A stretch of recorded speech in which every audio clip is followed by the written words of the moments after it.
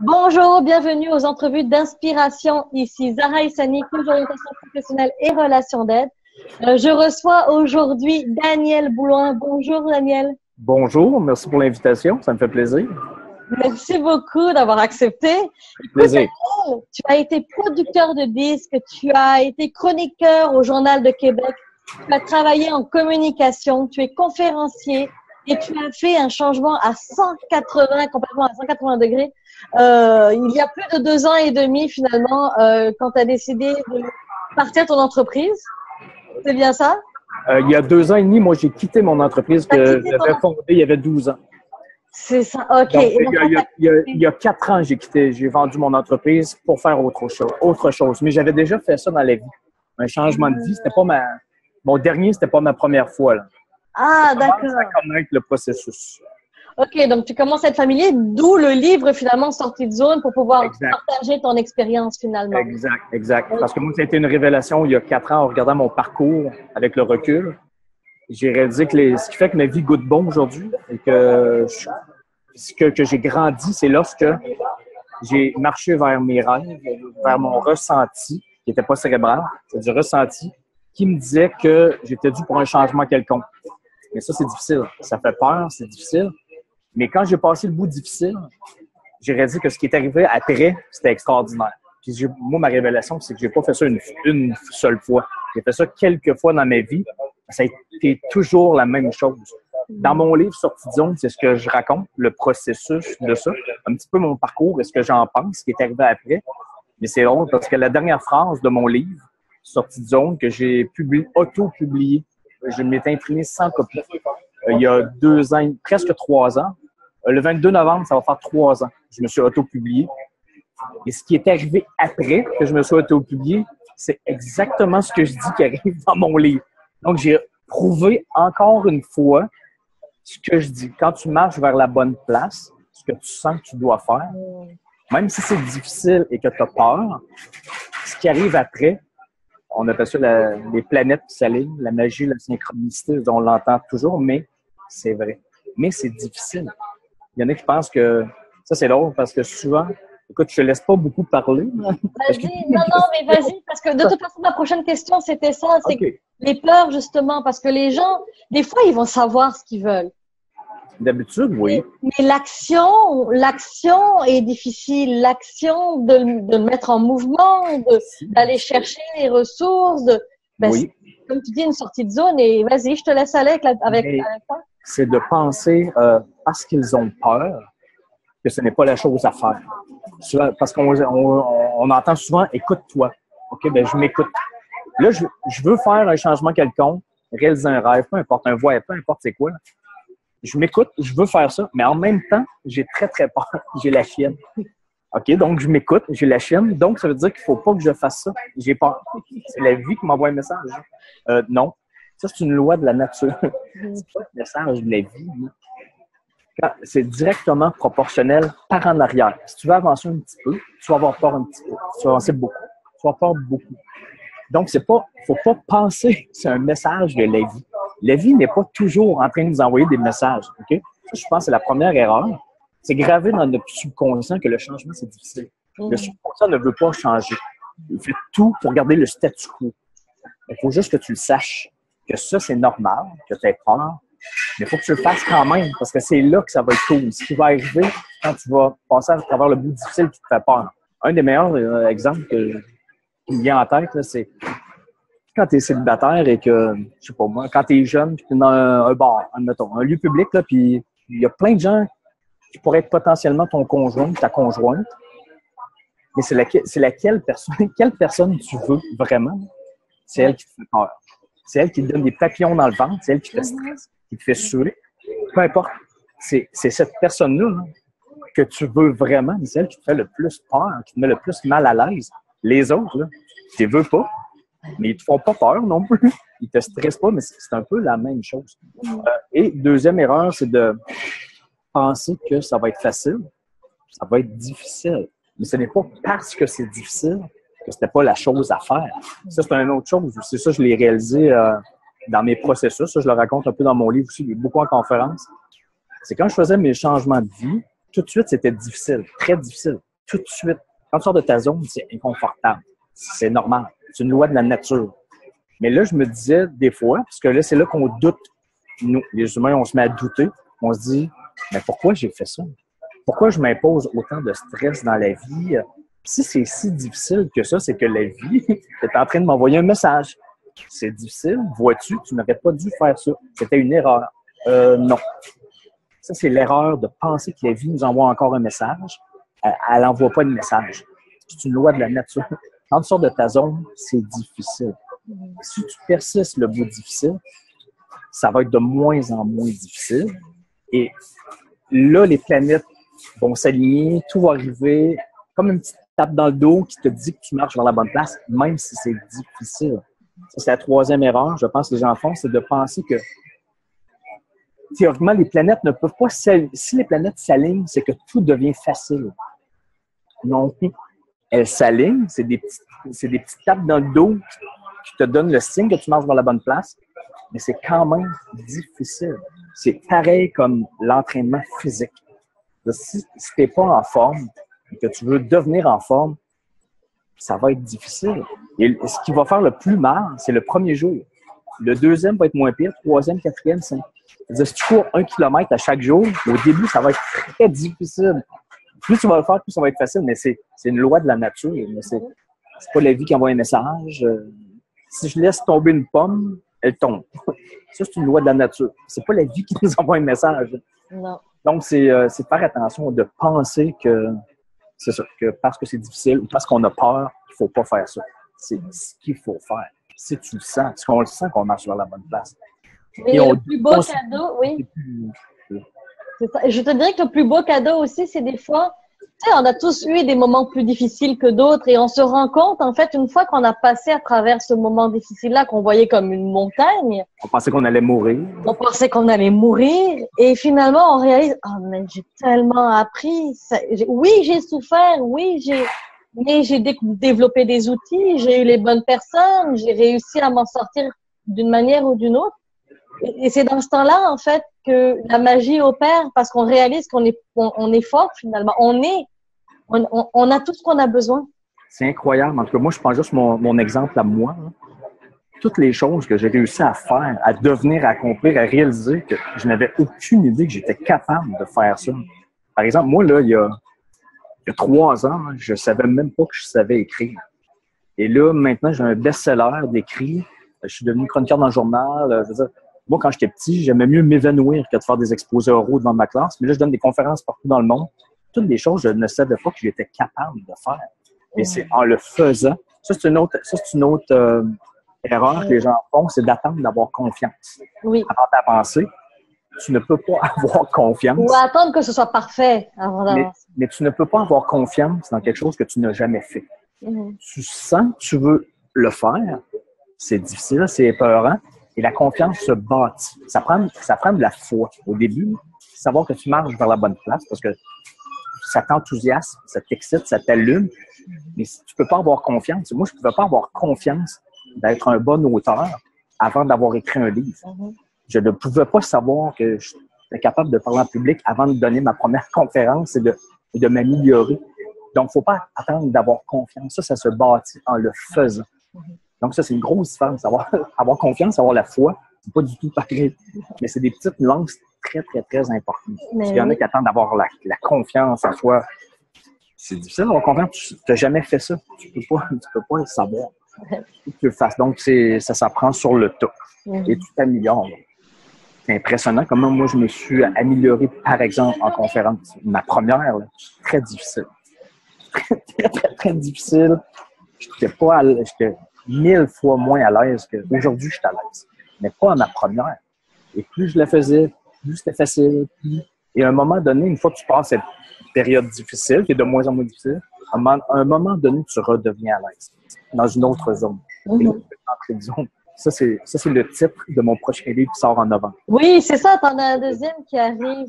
Dis-moi, t'as fait la Polynésie. Tu reviens de Polynésie française. Pour des conférences, oui. T'as fait des conférences. Est-ce que tu vois des différences entre la société ici et la société là-bas? Oui, j'ai cru comprendre qu'en général, les Polynésiens de souche, parce que la Polynésie appartient à la France, il y a beaucoup de Français qui sont déménagés en Polynésie, qui habitent là depuis plusieurs années, par exemple. Mais les Polynésiens de souche, c'est là où il y en a plusieurs qui me disaient, eux, c'est presque impossible qu'ils fassent un burn-out ou une dépression, parce qu'ils vivent au jour le jour. Moi, j'entendais souvent, lorsqu'un Polynésien a besoin de 100 $ pour manger aujourd'hui, ben, il travaille pour 100 $. Tu sais, il ne cherche pas à accumuler de la richesse tant que ça. C'est une autre mentalité qui est plus relax, plus au jour le jour. Ben, en tout cas, comme différence majeure que j'ai cru comprendre, ça, je l'ai vu. Okay. Il y avait une différence entre les Européens et les Polynésiens de souche à ce niveau-là, entre autres. Et pour le reste, j'ai donné une conférence, par exemple, dans des écoles. À un moment donné, j'étais dans un lycée, il y avait 70 étudiants. Puis, je dirais ça a exactement le même, ce que je dis. Puis même, je parle de hockey sur glace. Je parle de plein de gens qui ne connaissent pas du tout. Et ça a exactement le même impact dans des écoles ici au Québec. Le changement, c'est universel. C'est de la psychologie de base. C'est de ne pas avoir peur du changement, ne pas penser que c'est pas la chose à faire parce que c'est difficile ou parce que ça fait peur. C'est ça qu'il faut faire. C'est le même pour tout le monde. Parce que je pense que ce qui rend la vie intéressante et qui met du piquant dans la vie, c'est de progresser. C'est d'avancer, c'est d'évoluer. C'est pas de tourner en rond, à faire toujours la même chose, copier-coller. Je dis pas que ça prend pas des zones de confort dans la vie. On peut faire le même travail. Ça veut pas dire changer de travail ou de carrière. Ça veut dire évoluer à quelque part dans sa vie. Ça peut être un voyage, prendre un cours de n'importe quoi, mais dans ton travail, qu'est-ce que tu peux faire juste pour sentir que tu grandis? Moi, si je meurs aujourd'hui, tout à l'heure en prenant ma voiture, ce qui fait que ma vie goûte bon, c'est vraiment les fois où j'ai grandi, où j'ai transcendé mes peurs. Parce que si j'avais peur, c'est parce que je savais que je voulais marcher par là. Parce que si ça me fait pas peur, c'est quelque chose dont je me fous. Donc, ça me fait pas peur, je m'en fous. Je veux pas faire ça. Je donne des fois l'exemple en conférence, je mets la photo, je suis sur le bord de l'avion, la porte est ouverte et je vais me lancer en parachute. Mais ça, c'est la même chose dans la vie. Que ce soit à petite échelle ou à grande échelle. Vouloir faire de quoi dans la vie, tu sais que tu vas vivre un des plus beaux moments de ta vie. Tu vas transcender tes peurs, mais en même temps, tu es retenu un petit peu par en arrière et tu as très peur. Mais rationnellement, je savais que je n'allais pas mourir. Il y a plus de chances que je me tue en voiture tout à l'heure en faisant du parachute, pour de vrai, avec quelqu'un. Mais comme de fait, j'ai vécu un des plus beaux moments de ma vie. Je suis arrivé en bas, je me suis dit, wow, j'ai eu peur pour rien. Mais c'est toujours la même chose, on a peur pour rien. Puis on réalise que, wow, ça met du piquant dans la vie. On grandit, on évolue. C'est ça, c'est transcender ses peurs. Tout est là. Et dis-moi, Daniel, comment tu as fait pour arriver à faire tout ce que tu fais? C'est quoi les étapes? Est-ce que tu as grandi? Est-ce que tu as eu des modèles de coach? Est-ce que tu as grandi dans le développement personnel? Qu'est-ce qui a fait que tout d'un coup, tu as décidé, les signes précurseurs qui ont dit, OK, là, c'est ça que je veux faire? Mais j'ai jamais eu j'ai fait ça dans ma vie. Je pense que je suis né comme ça. Je sais pas trop. Mais mes parents m'ont donné confiance en moi. Ça, c'est sûr, à la base. Mais je pense que c'était comme un talent naturel sans m'en rendre compte. Moi, je marche vers mes peurs. Parce que je sais que c'est là que je vais grandir. C'est un peu con, mais je suis comme ça. Par exemple, moi, à l'époque, j'étais jeune, j'avais 19 ans à peu près. Moi, j'avais une phobie des chevaux. J'avais peur des chevaux, j'étais allergique aux chevaux. Pour moi, c'était très inconfortable un cheval.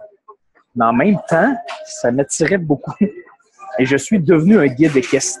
Moi, quand j'ai peur, ça m'attire. Parce que je sais que c'est là que je peux grandir. Je sais pas, on dit que c'est un talent naturel. Puis ça, j'ai remarqué que ça fait partie des plus beaux moments de ma vie. Par exemple, moi, j'ai fait ma première course, par exemple, de motocross à 35 ans. Je n'étais jamais embarqué sur une moto de ma vie. Et j'étais à une ligne de départ avec 300 motocross. Je n'avais jamais fait ça de ma vie. Et ça, c'est un des plus beaux jours de ma vie. Parce que je pensais que j'allais mourir. Et après la course, je suis arrivé dernier. On s'en fout, là. Je suis arrivé dernier et je m'en souviens comme c'était hier. Ça fait partie des plus beaux jours de ma vie. Parce que j'ai transcendé mes peurs, que je sais maintenant que je suis capable de faire ça. Et j'en ai fait d'autres et ça a été plus facile, plus confortable. Mais ça a été, que ce soit dans le sport, dans la vie personnelle, professionnelle, c'est toujours ça. Tu penses au travers, tu penses que tu vas mourir, que c'est donc grave comme action, comme changement, peu importe. Puis là, à un moment donné, tu penses à travers ça, puis après ça, tu t'ouvres les yeux, tu regardes en arrière, puis tu te dis, wow, avoir su, j'aurais dû faire ça avant, je suis capable de faire ça. Ça crée beaucoup de fierté, ça. Un sentiment d'accomplissement, un sentiment d'accomplissement personnel. Moi, puis plus tu le fais, je pense que c'est là que, c'est pour ça que j'en ai fait quelques-uns dans ma vie, plus tu le fais, plus tu réalises que c'est ça qu'il faut faire. Mm-hmm. Donc, moi, mon dernier changement de vie, par exemple, ma dernière grande sortie de zone, a été quand même plus facile à faire. J'avais plus la foi que je marchais vers la bonne place, parce que je l'avais déjà fait ça. Même si je ne pouvais pas voir plus loin, il ne faut pas attendre de voir plus loin.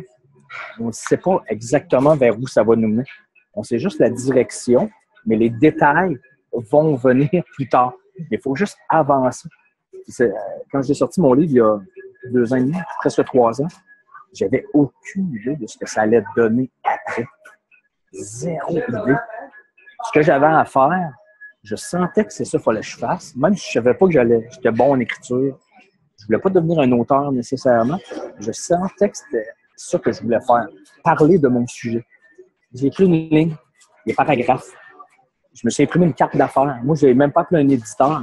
J'étais tout seul. Et là, ça allait exploser. Ça, c'est les planètes qui s'alignent, même si c'était difficile. Et là, ce que ça a donné aujourd'hui, jamais j'aurais pu prévoir ça dans ma vie. Je ferais une tournée de conférences en Polynésie, j'en donnerais en France, en Belgique, partout. Et puis que tu rencontrerais Lilou Massé aussi, parce que Lilou Massé, tu as... Oui. Dans mes débuts, ça, c'est l'entrevue avec Lilou Massé, ça faisait une journée que mon livre était en librairie. Wow! Ça faisait 3 mois que je m'étais auto-édité, mais là, j'avais eu un éditeur. Ça, c'était Lilou, ça a été une planète qui s'était alignée. J'en ai eu plein de planètes, même si c'est difficile. Pendant que les planètes s'alignent, il faut que tu avances quand même. Mm-hmm. Ça, c'était des petites tapes dans le dos qui me disaient « Je pense que tu marches vers la bonne place. » Je veux dire, je retournerai jamais en arrière, je retournerai jamais dans mon ancienne vie. Moi, j'ai vu ce qui est arrivé après. Moi, ça serait triste de ne pas savoir maintenant ce qui est arrivé après, puis de ne pas avoir fait mon changement de vie il y a 4 ans. C'est sûr que je serais couché à terre en position fœtus en train de pleurer, puis je me dirais quel con. Vois-tu à côté de quoi t'es passé? Là, je le sais, ce qui est arrivé. Là. Quand t'es dedans, quand t'as la vie dans la face, puis que ça va pas bien, ça, c'est un autre défi qu'on a lorsque ça ne va pas bien. On ne sait souvent plus s'il faut persévérer ou si on est en train de s'acharner. Très grosse différence entre les deux. Oui. Parce que là, je me disais, bon, ça va pas bien. Est-ce que c'est parce que je ne suis pas assez positif? Est-ce que je devrais continuer plus? Est-ce que je devrais persévérer ou si je persévère, je m'acharne? Si c'est majeur, là, c'est un grec ou l'autre. Ou des fois, c'est juste de s'ajuster, hein? Mais oui, des fois, il peut y avoir des petits détails qui font toute la différence, qui nous font voir tout le reste en noir. Ça peut être un collègue de travail, la quantité de tâches ou l'horaire ou les déplacements, la circulation, le trafic, peu importe c'est quoi. Mais moi, la réponse que j'ai eue pour savoir si c'était de l'acharnement ou de la persévérance, là, je me disais, OK, ça va pas bien. Je le sens plus, je suis plus heureux dans ce que je fais. Là, je te parle d'il y a 4 ans, quand j'avais mon entreprise de communication. Là, je me suis dit, admettons que tout va bien. Tout va très, très bien. La quantité de tâches est parfaite, les horaires, les relations, toutes sont bonnes. Je fais beaucoup d'argent. Admettons que tout ça est parfait. Est-ce que ça m'allume encore beaucoup? Est-ce que ça me passionne? Est-ce que ça m'enthousiasme beaucoup? Est-ce que ça m'enthousiasme tellement que je me spécialise tout seul parce que j'aime ça, naturellement, sans être payé? Est-ce que ça m'enthousiasme tellement que j'en parle à tout le monde de ce que je suis en train de faire tellement j'aime ça? Et ma réponse, c'était toujours non. Même si tout ça est parfait, ça ne m'enthousiasme plus. Donc, c'est plus une question d'argent, c'est plus une question de collègues, d'horaires, de tâches. Je savais que j'étais plus sur mon X, que j'étais plus à ma place et que j'étais rendu ailleurs. Mais je ne savais pas où. Ça a été long avant de savoir qu'est-ce que je voulais faire. Ça a pris au moins 1 an. J'ai quitté mon entreprise, j'ai vendu mon entreprise. Ça a pris 1 an avant de savoir ce que je voulais vraiment faire dans la vie. Et j'étais obsédé par la question si je suis archi-millionnaire aujourd'hui, qu'est-ce qui m'intéresse vraiment dans la vie? De quoi j'ai le goût de parler? Qu'est-ce qui m'allume? Et moi, ça a été les changements de vie. Je me suis dit, wow, la seule chose qui m'intéresse dans la vie maintenant, c'est ça. C'est de parler de ça, ça m'inspire, ça m'allume. Je trouve ça cool. toutes les histoires de changement de vie. Puis là, je me suis dit, moi, je vais devenir un spécialiste de ça. Mais là, encore là, c'est pas très rationnel. C'est pas très raisonnable. Il n'y a aucun orienteur dans la vie qui te recommande de faire ça. C'est pas une carrière, il n'y a pas de fonds de retraite. C'est pas dans la liste des carrières d'avenir. Non, zéro. Mais moi, ça, je l'avais. Et c'était épeurant, c'était stressant. Et j'ai marché vers eux, en ayant la foi que je marchais vers la bonne place, mais en n'ayant pas confiance. J'avais pas confiance que j'étais un bon auteur. Zéro. J'ai failli ne jamais sortir mon livre. Je n'avais aucune idée si ce que je venais d'écrire était bon. Donc, c'est ça. Mais c'était la chose à faire. C'est ça qu'il fallait que je fasse. Je veux dire, jamais je reviendrai dans mon ancienne vie. J'ai su ce qui est arrivé après. Moi, c'est fou comment j'ai grandi et à quel point j'ai découvert un potentiel que j'avais d'auteur, de conférencier, d'animateur à la télé. Quand j'ai quitté mon entreprise, je ne quittais pas pour devenir ça dans la vie. Je ne savais pas que j'allais devenir ça. Mais c'est ça, il y a beaucoup du ressenti là-dedans. Mais qu'on essaye d'expliquer, qu'on n'est pas capable d'expliquer. On ne peut pas l'expliquer. Là. Ça vient d'en dedans. Ça nous allume, ça nous intéresse. C'est tout. Là. C'est la même chose que quelqu'un qui doit un moment donné assumer qu'il est gay. Si t'es gay, t'es gay. Essaye pas de l'expliquer, tu réussiras pas. Ça vient d'en dedans, t'es comme ça. Peu importe. Hein. Moi, ce qui m'impressionne toujours dans la vie, c'est à quel point il y a des métiers pour tout le monde. Je veux dire, moi, il y a tellement de métiers que je trouve complètement non intéressants ou qui ne m'allument pas du tout. Je veux dire, la vie est tellement bien faite à ce niveau-là. Là, moi, ça m'impressionne à quel point il y a des gens qui sont passionnés par n'importe quoi. Là. Donc, il ne faut pas attendre de faire comme les autres parce qu'il n'y a personne qui a les mêmes buts, les mêmes aspirations, les mêmes goûts. Personne. On est 8 milliards sur la Terre, puis on a 8 milliards d'histoires différentes, de rêves différents. Donc, il ne faut surtout pas se comparer aux autres. Et savoir si notre rêve, c'est une bonne idée, oui ou non. Il y a juste nous qui le savons. Ce qu'on sent que ça nous fait. Est-ce que ça nous enthousiasme? Oui ou non? C'est quoi tes aspirations pour les mois à venir? Parce que bon, en novembre, tu te dis que c'est ton livre, le deuxième, c'est deuxième, ça? Oui. Qui va sortir. Et après ça, est-ce que tu as déjà une idée de... Moi, je me dis tout le temps... c'est quoi qui te fait peur? On va partir de là parce que c'est certainement vers là que tu vas aller. Moi, question que je me pose toujours, c'est pas qu'est-ce qui me fait peur nécessairement, c'est je me dis qu'est-ce qui serait trop beau pour être vrai. Moi, j'appelle ça mes bulles. Oui. Mes bulles, c'est fou. C'est l'affaire que quand je la regarde, quand j'ose la voir, la regarder, c'est l'affaire que je me dis, wow, si je réalisais ça, devenais ça, réussissais à accomplir ça, ça serait incroyable, ça serait fantastique, ça serait merveilleux, wow. Puis souvent, on se dit que ça serait trop beau pour être vrai. L'affaire qu'on essaie d'expliquer et on n'est pas capable. Moi, je me dis toujours, c'est qu'est-ce qui serait dans ma vie maintenant trop beau pour être vrai? Présentement, mon prochain livre, deuxième, va sortir en novembre. J'en ai 2 autres en tête. J'ai déjà la pochette est déjà dans ma tête. Je sais de quoi je vais parler, c'est en lien avec ce que je fais. Mon 3e, mon 4e livre, mais là, je me dis, moi, c'est de me promener le plus partout dans le monde pour dire exactement ce que je dis présentement. Moi, présentement, ça serait ça. Juste faire ça, parce que si j'étais archi-milliardaire, peu importe, millionnaire, c'est ce que je fais.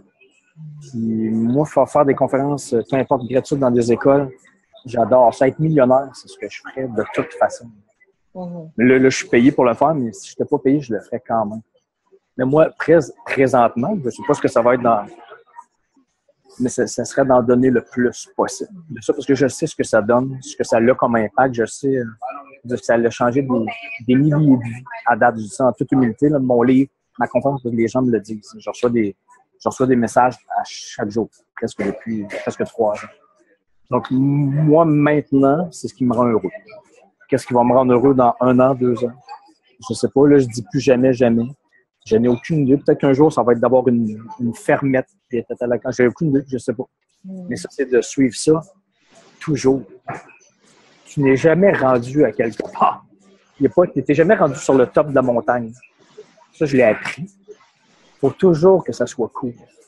Enthousiasmant, excitant. Que le processus soit cool. Parce que s'il n'est pas cool, je te jure que tu n'arriveras à nulle part. Oui, c'est ça, tu fais. Tu vas arriver à nulle part. Et même si tu arrives à la place que tu penses, ce sera pas plus cool parce que tu vas vouloir d'autres choses. Il faut que le processus soit cool. C'est pour ça que je me mets jamais d'objectif de résultat. Je sais qu'on entend souvent, il faut visualiser objectif. Bizarrement, moi, je fais tout le contraire de ça. Je n'ai aucun objectif à part qu'à chaque jour, il faut que je sente que j'avance. Moi, il faut que je sente que je suis en mouvement et que j'avance dans ma direction, mais que j'avance. C'est-à-dire un petit peu à chaque jour. Ça me rend heureux. Je ne veux pas de stress inutile. Je suis pas né pour faire de la performance, d'objectifs. Pour de vrai, je m'en fous. La preuve, c'est que je m'étais imprimé 100 copies de livres et je n'avais même pas appelé un éditeur. Je sentais que moi, j'étais fier de moi. 100 livres, moi, c'était déjà une copie de livre. C'était « wow, j'ai fait ça dans ma vie ». Là, je suis rendu là. Après ça, qu'est-ce que ça va donner? Je sais pas, mais là, je suis dépassé par ce qui est arrivé. Tant mieux. Il n'y avait aucune attente. Et c'est la même chose en anglais. Mon livre a été traduit en anglais, ça s'appelle Breakout. Là, présentement, j'ai peut-être 2 caisses de vendus. J'en vends 10 copies, ou tant mieux, j'en vends 8 millions. Mais je m'en fous, parce que moi, c'est cool. Mon livre était traduit en anglais. Moi, c'est une fierté. Je fais ça pour moi. C'est une fierté personnelle. Et ça donnera ce que ça donnera. Ça sème des graines, par-ci, par-là. Peut-être. J'ai aucune idée de ce que ça va. C'est quand même bien commencé, mais j'ai pas d'attente de résultat. Je ne peux pas être déçu. J'ai pas d'attente. Tout est cool. Autant que ça avance, puis c'est ça. J'ai fait ce que j'avais à faire, je suis content. Mais je pense que ça m'enlève beaucoup de pression, de stress inutile, de performance. Pour de vrai, moi, la performance, ça m'ennuie. C'est ça, tu as besoin de vibrer dans ce que tu fais. Et je pense c'est tout. C'est à chaque jour. Exactement. Chaque jour, tout ce que tu fais, tu as envie de... J'arriverai jamais à nulle part, de toute façon. J'avance. Puis l'année prochaine, je sais pas ce qui va arriver, j'ai aucune idée. Puis là, je dis, dans un an, j'ai signé une entente de conférence que je donne une conférence dans une journée de conférence, mais au Centre Bell. Ça va être 15 000 personnes. Wow. Je pensais à ça. Moi, je me suis jamais dit dans la vie, moi, un jour, je vais faire le Centre Bell. Moi, je dis ce que j'ai à dire. J'ai du plaisir à dire que ce soit devant 10 personnes ou 5 000, je m'en fous. Puis là, mais je vais quand même être rendu là. Hein. Mais j'ai pas fait de visualisation. Hein. J'ai pas fait un objectif et peut-être que ça l'aide, je sais pas. Mais moi, non. Je fais ce que j'ai à faire et ça donne ce que ça donne. Et je suis content. Merci beaucoup, vraiment, Daniel. Mais c'est vrai qu'avec les attentes, je veux rebondir sur ce que tu as dit, là, le dernier point. C'est vrai que les attentes, c'est ce qui fait qu'on est toujours déçu, c'est ce qui fait qu'on est dans des émotions. Je vais te donner un exemple très concret que j'ai même mis dans mon prochain livre, Entrée de zone. Je l'ai écrit. Moi, j'étais un promoteur de spectacle pendant 12 ans, de Céline Dion à n'importe quelle grande vedette internationale. Moi, je vendais des billets pour eux à Québec, lorsqu'ils passaient à Québec. C'est nous qui faisions la promotion, les grandes vedettes. Que ce soit dans des petites salles de 500 personnes ou 2000, selon la grosseur de la vedette, la popularité. Et pour te dire à quel point le bonheur et le succès, c'est une question uniquement d'attente. Il n'y a rien de plus vrai que ça. Pour le même artiste, chanteur, humoriste, peu importe. Pour un humoriste, mettons. Si, pour les mêmes blagues, le même humoriste, mettons qu'on avait vendu 500 billets, okay? Les mêmes 500 spectateurs dans la salle, le même travail en arrière-scène, si on avait loué d'avance, parce qu'il fallait louer une salle, si on avait loué une salle de 500 places, c'était complet, c'était sold out, c'était un immense succès, tout le monde était heureux, tout le monde était fantastique, quel beau moment, on est heureux, fantastique succès. Et si on avait loué une salle de 4000 places, ça c'était notre attente. Si on avait loué une salle de 4000 places pour le même humoriste, les mêmes blagues, les mêmes 500 spectateurs dans la salle, il n'y a rien de moins drôle, tout est pareil, le même travail en arrière-scène. Si on avait loué une salle de 4000, c'était un flop monumental. C'était le malheur, la déception, on se remettait en doute. Est-ce qu'on est bon? Est-ce qu'on n'est pas bon? Mais c'était quelle salle on avait réservée? Est-ce qu'on voulait 4000 ou on voulait 500? Mais en bout de ligne, c'était la même chose. Hein? Il n'y avait rien de moins bon ou meilleur. Donc, c'est une question d'attente. Tu t'attends à quoi? Non? Sois content. Annonce ce que tu as annoncé. Fais ce que tu as à faire. Et tu vendras tu auras la performance que tu auras. Et sois content. Ça va être mieux que de rien faire. Et après ça, ben, essaie de l'améliorer. Tu nous as donné vraiment de superbes outils. Merci beaucoup pour ton temps. Donc, je vais vous mettre tous les coordonnées. Donc, n'hésitez pas à LinkedIn, écrire, YouTube, tout ça, seulement. je vais tout vous donner. Sur mon site Internet, c'est mon cellulaire, mon courriel. C'est moi qui réponds. Bon, bah, c'est super. Ben, merci beaucoup, Daniel.